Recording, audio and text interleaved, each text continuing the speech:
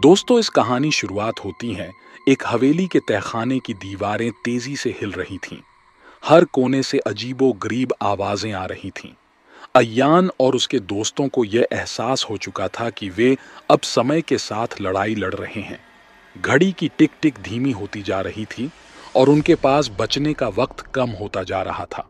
दोस्तों, इस कहानी को आप पूरा देखते तो आपको पिशाचिनी की सच्चाई क्या है, आपके अंदर जो चल रहा उसका भी पूरा सच सामने आ जाएगा। लास्ट में कमेंट और शेयर जरूर करें। हमें यहां से बाहर निकलना होगा, आकाश चिल्लाया। लेकिन जैसे ही वह आगे बढ़ा, पिचाशनी की डरावनी हंसी चारों तरफ गूंज उठी। दोस्तों, तुम मुझसे बच नहीं सकते। पिचाशनी की आवाज हर दिशा से आने लगी। उसकी परछाई अब हर दीवार पर दिखाई दे रही थी, मानो वह उन पर मंडरा रही हो, अपने अगले शिकार की तलाश में। तभी रिया ने चिल्लाकर कहा, वो देखो, वहां कुछ लिखा है। तहखाने की दीवार पर कुछ पुराने संस्कृत मंत्र खुदे हुए थे। उन मंत्रों में पिचाशनी को रोकने का तरीका छिपा हुआ था, लेकिन समय कम था और दीवारों पर लिखे शब्द धुंधले होने लगे थे। यहां लिखा है कि पिचाशनी की आत्मा को मुक्त करने के लिए उसे न्याय दिलाना होगा। रिया ने जल्दी जल्दी पढ़ा।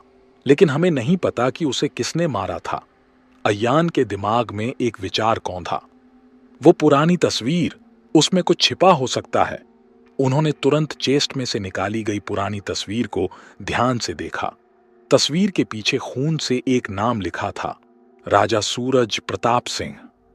ये नाम, ये वही है जिसने हवेली को बनवाया था, आकाश ने कहा। तो क्या राजा ने ही पिचाशनी को मारा था? जैसे ही उन्होंने उस कब्र को देखा, अचानक पिचाशनी की असली कहानी उनके सामने प्रकट हुई।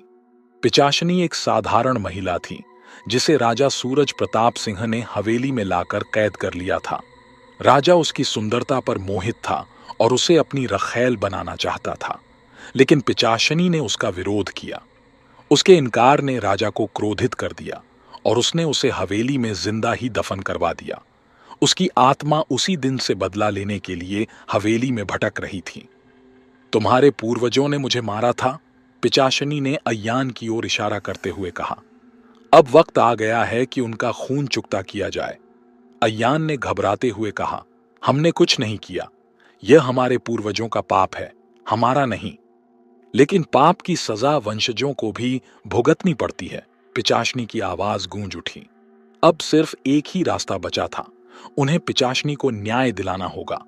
उन्होंने कब्र से राजा के अवशेष निकाले और वहीं पर आग लगा दी। जैसे ही राजा के अवशेष जलने लगे, हवेली कांपने लगी। पिचाशनी की चीखें हवेली के हर कोने से गूंजने लगीं और उसकी परछाई धीरे धीरे मिटने लगी। लेकिन जैसे ही उन्हें लगा कि सब खत्म हो गया है, तभी अय्यान की घड़ी ने फिर से उल्टी दिशा में टिक टिक करना शुरू कर दिया। उसकी आंखों के सामने वही डरावनी आकृति प्रकट हो गई। तुमने मुझे न्याय दिला दिया, लेकिन मेरा बदला अभी अधूरा है। पिचाशनी की आंखों में अब एक नई चमक थी। तुम सब अब भी मेरे शिकार हो। सबकी सांसें थम गईं। क्या ये खत्म हो चुका था या पिचाशनी अब एक और भयानक खेल शुरू करने वाली थी? ये तो बस शुरुआत थी। अब तुम्हें मेरी असली ताकत का सामना करना होगा। पिचाशनी की हंसी फिर से गूंज उठी और तभी हवेली की दीवारें एक बार फिर गिरने लगीं। अचानक अय्यान का फोन बजा। फोन की स्क्रीन पर एक अनजान नंबर था और जब उसने फोन उठाया तो दूसरी ओर से एक अजीब डरावनी आवाज आई, तुम मुझसे भाग नहीं सकते, अब तुम्हारी घड़ी बंद हो चुकी है। क्या अय्यान और उसके दोस्त पिचाशनी से बच पाएंगे या फिर वे हवेली में हमेशा के लिए फंस जाएंगे? जानने के लिए देखिए अगली कड़ी।